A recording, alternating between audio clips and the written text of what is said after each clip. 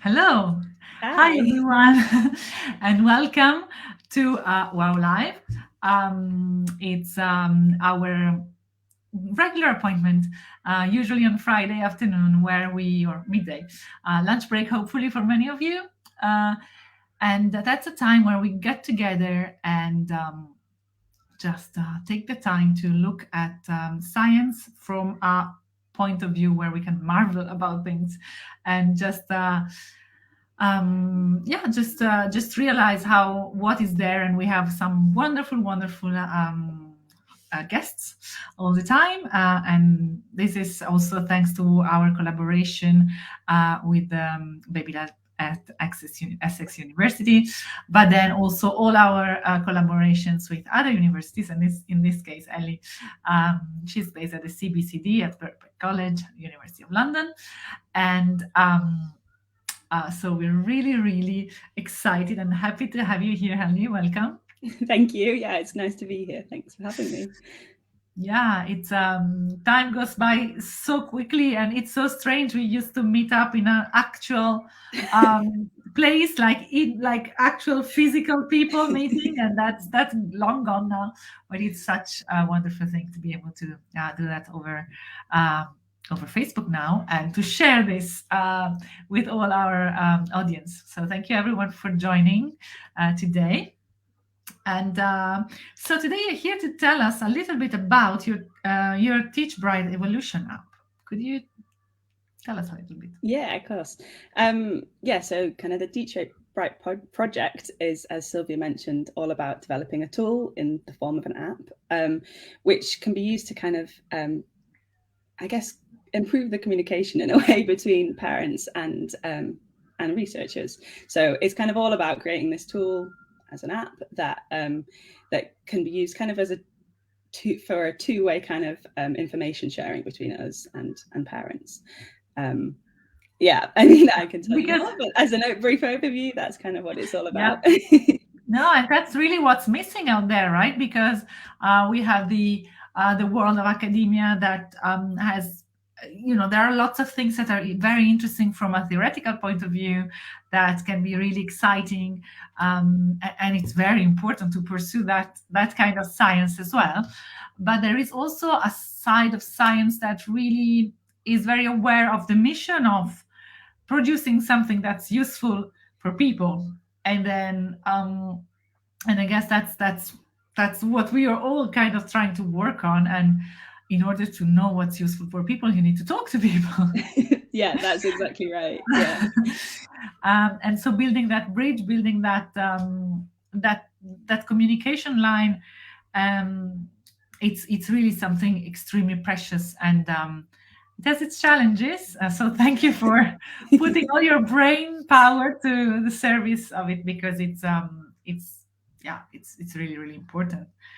And why do you think it's important to adopt this innovative approach to, rather than, I don't know, going to people in the street and asking them, like, why did you think an app was the way to start this conversation with parents? Yeah, so a good question. I guess technology is everywhere now.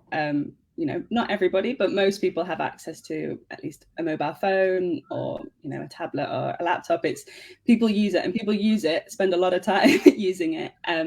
It's I guess easy. People can use it when they want, where they want. So it just seemed a really good kind of opportunity, if you like, to kind of try and use what people are already using, to make it as easy and as them for them to kind of engage in the research. So yeah, I mean, you say we could speak to people on the streets, but people that might be out busy shopping or trying to get to an appointment. We could do lab studies in the lab, which we do and are brilliant, and we're really grateful to the families that come in. But we know that a lot of families can't come in. They haven't got the time. They can't travel in.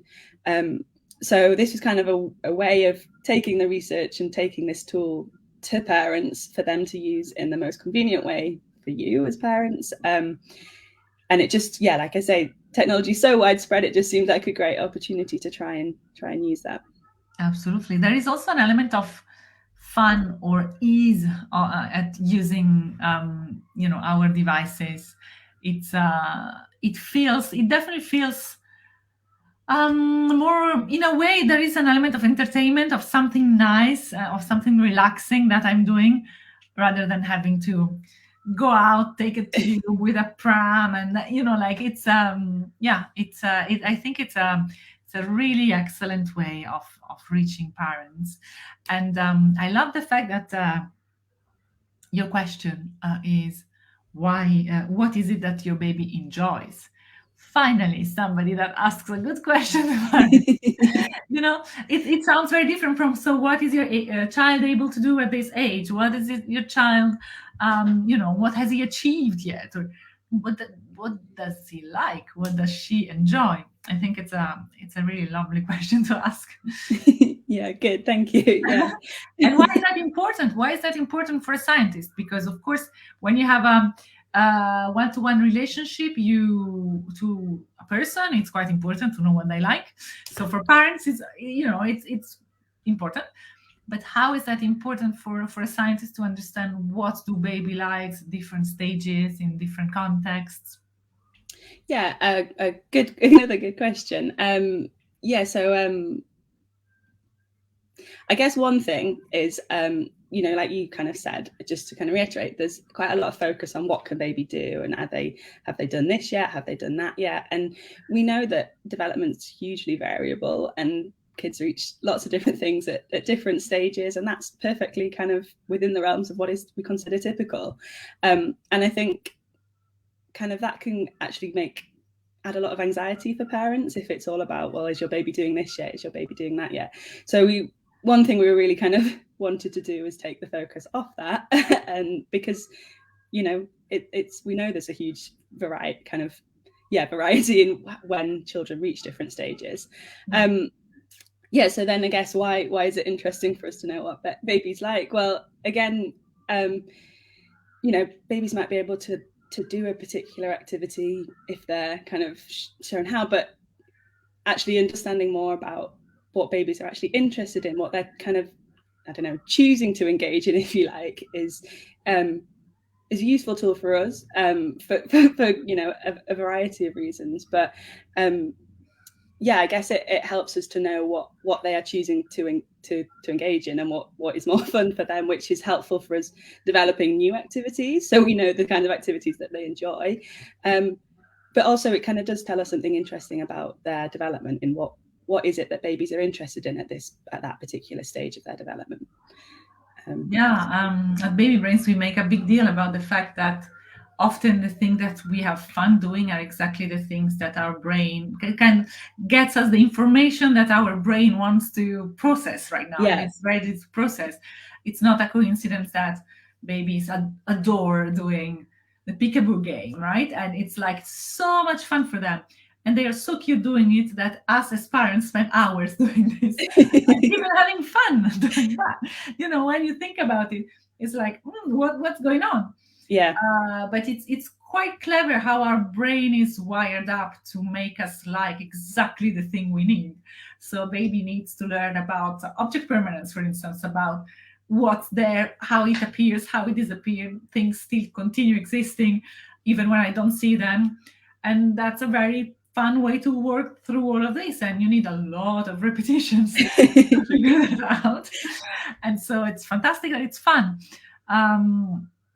So of course, knowing what's fun for a child at a specific age is gonna give you guys so much to work with, so much to both in terms of understanding better the kind of your participants, so you're studying, but also to engage better, I guess. So it's so fantastic that universities are putting in the effort and the investment that is necessary for that, because that really makes science that is useful. And again, I don't believe that science should only be useful. It's sometimes good to study things just because it's interesting and because we're curious about them. but it's taxpayers' money after all. That's true. Yeah. And so it's also good. It's really so important to have an element that gives back to society, that really helps us advance. And I think scientists have got a lot of press now through COVID, and like how science is important, and absolutely fantastic that um, that's being done. But then COVID is not the only thing in the world, and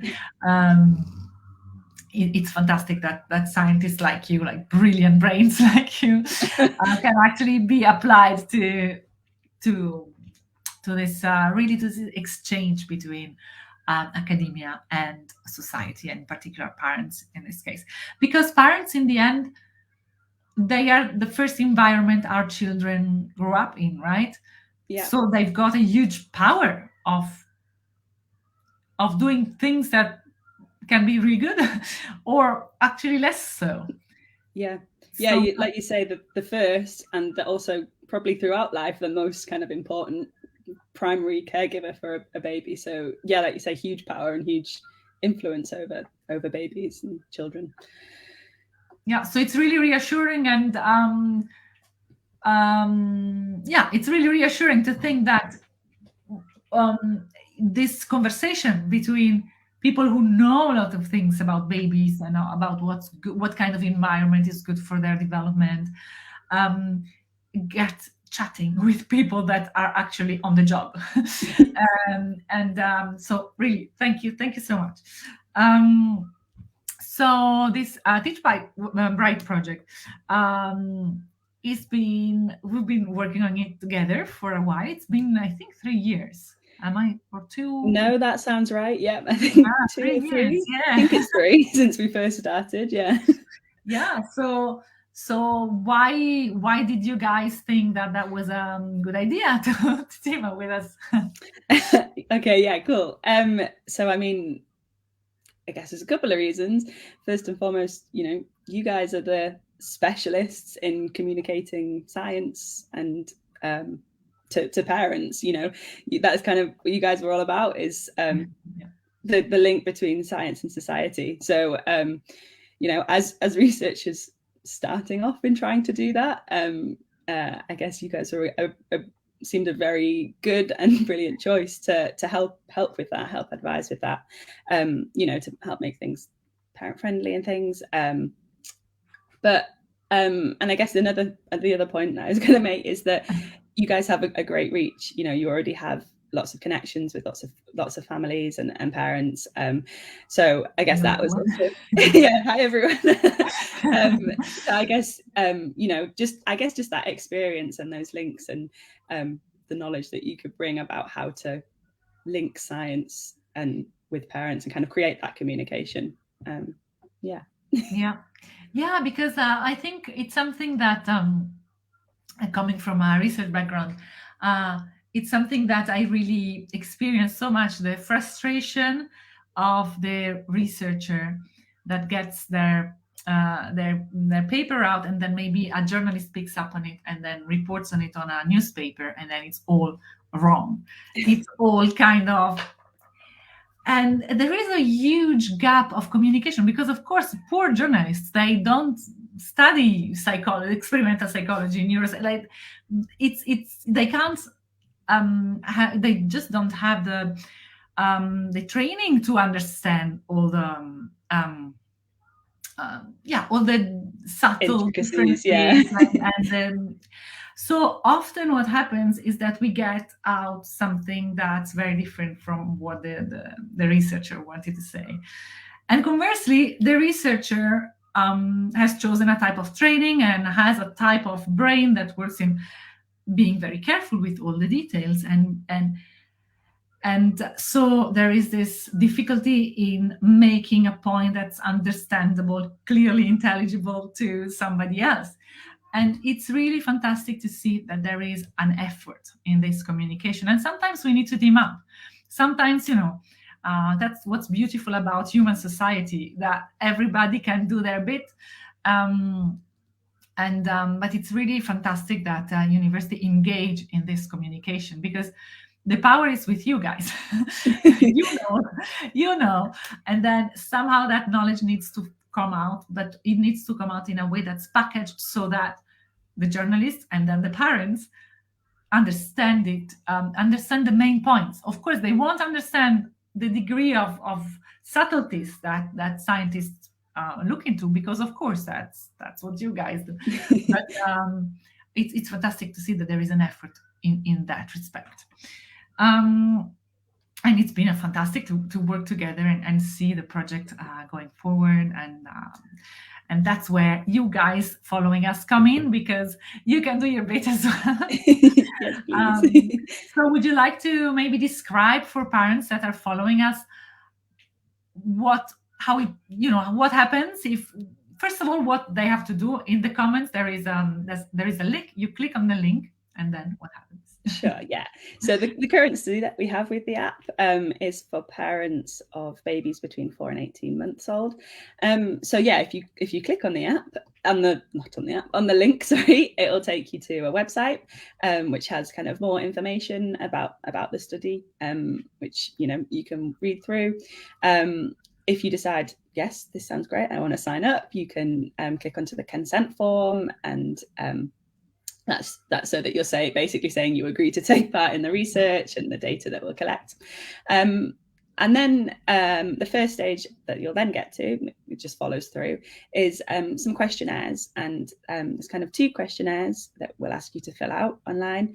The first one is basically to get a bit of an idea about your family background, how many people live in your household, kind of the type of job you do. There's always an option to not answer if you would choose to, but this is just really helpful for us to understand who we're reaching and which families we're reaching, and where we need to do more to try and reach families that aren't being reached.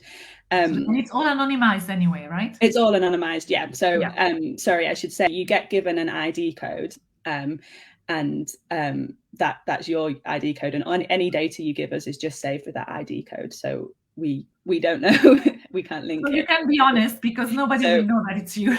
Yeah, absolutely. Yeah, we don't get we don't know who you are. We just have a number and the data. Yeah. So that's the first questionnaire, and then the second one is kind of a developmental questionnaire, so a bit about what your baby can do. So yeah, questions about, I don't know, I can't think of an example. Can they build a tower block, that kind of thing, and that's just to give us an idea of just to give us another kind of source of information, as well as the app, to kind of compare what we're getting from the app to that. And again, no competition, no kind of no competition, my baby's great, or no, it's nobody knows. No, we know this. So just, yeah, the more kind of real and honest you can be, the more actually you help science. And yeah, absolutely, as honest in that real life as possible. Yeah, and yeah, nobody's judging. Nobody even knows who it is. So no, absolutely no. And so after that questionnaire, it then takes you to a link where you can download the app. And so you can then download the app to your phone or a tablet, whatever your choice is, and then you need an internet connection to download it, but once you've downloaded it, it works all offline. And so then you'll have the app on your device, and you can choose to use it whenever you want, wherever you want, but the app basically will ask for some basic information. So it does ask for your name, but it doesn't save the name. It's just to make the experience kind of, so it's tailored to you, but within the app we don't get that. It asks for some kind of basic information about your baby gender and age, which is saved, but again, just with that ID code that that we don't know who it belongs to. And you can then basically get to the activities in the app. So basically what will happen is the app will suggest an activity for you to do with your baby. So these are very short. We've tried to make them so that they don't require any resources that you wouldn't already just have in the home.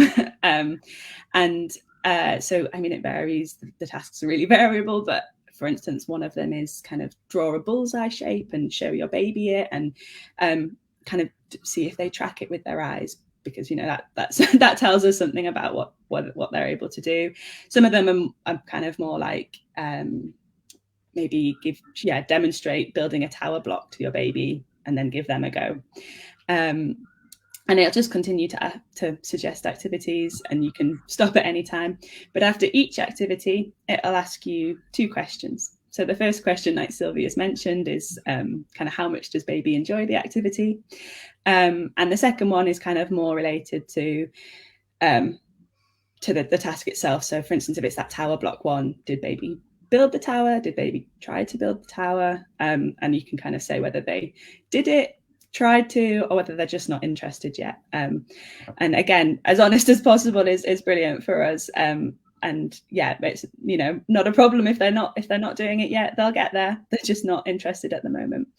It's also better, right? Maybe a child is ready for that, but not at 1 o'clock in the afternoon when you are deciding to do it. How they're feeling, if they're hungry, if they're tired, has a huge impact on what they can do in that moment. So and you might find that you get the same. It shouldn't happen too often, but after you've done it, if you do a lot of activities, you might end up getting the same activity again. But again, that's really useful, because you might find that actually on this day, baby actually is interested and wants to build the tower block and does it really well. It was just that yesterday they couldn't be bothered, were too tired. So just as honest as possible is brilliant. And then just at the end of kind of, we ask you to try and do about 50 activities on the app, but we realized that might be too much. That might be way too little. So kind of as much as you can do, and it doesn't have to be all at once. Spread as, you can do 1 a day, every day. You can do 10 at once and then not use it for a week. It's entirely up to you. But after 2 weeks of using the app, we'll send a link to an online questionnaire, if you like, but it's a feedback form. And this is basically all about trying to find out your experience of the app. So what you enjoyed, what you didn't enjoy, which bits you found great, which bits you didn't find so great. And we really, again, honesty is brilliant, because this development of the app is ongoing, and what you guys tell us is as important as what we can tell you. Like, you're a brilliant tool. You're so important for baby's development. So please do fill that in as honestly as you like, because that's really useful for us, and we will take it on board in the next kind of iteration, next version of the app. And then you can continue using the app as long as you like, but we just send the feedback form after 2 weeks, just so we have a kind of standard time to send it. That's fantastic. It's really so encouraging to have this happening, and we really hope many of our BabyBrains parents have a child between 4 and 18 months. How long is it gonna stay available? Will I be able to do it with my child in like 6-7 months? A good question. We kind of haven't got a set time. We're just gonna kind of see how it goes. I guess see how parents are using it, if it's being used, if we've got loads of feedback already in a month that says you need to change X, Y, and Z, then maybe we'll change X, Y, and Z, and then kind of re-release a new version. So maybe I'll get to try the new version. So I'm sure there'll be a version for you to use. It might be a better version by the time your new one's here. But watch out for if you're in the same situation as Sylvia and you're expecting sometime next year, look out, because there will be, if not this study, a new study using an updated version of the app. So keep an eye out. A fantastic website, Facebook page to follow is the one of the Baby Lab at Birkbeck. So this study, but then also other studies are regularly published there, so that you can take place. And wherever you are in the world, there are things that you can do from wherever. There are also things where people have to go into the lab. And if you are based around London, it's fantastic. It's a really nice place to hang out at as well. It's really nice, and it's a nice experience. Usually parents really enjoy their visit to the baby labs, right? But then if you're not there, or on top of going to the lab, you can also just from the comfort of your home help science, and basically help science help you. So yeah, why wouldn't exactly. you do it? Yeah, and just to add that, I mean, it's Baby Lab, but we have the studies for a huge range of people now. Basically, we're not so baby focused as we once were. There's lots of studies for babies, but if you have an older child, check it out as well, because there's likely a study for them as well. Fantastic.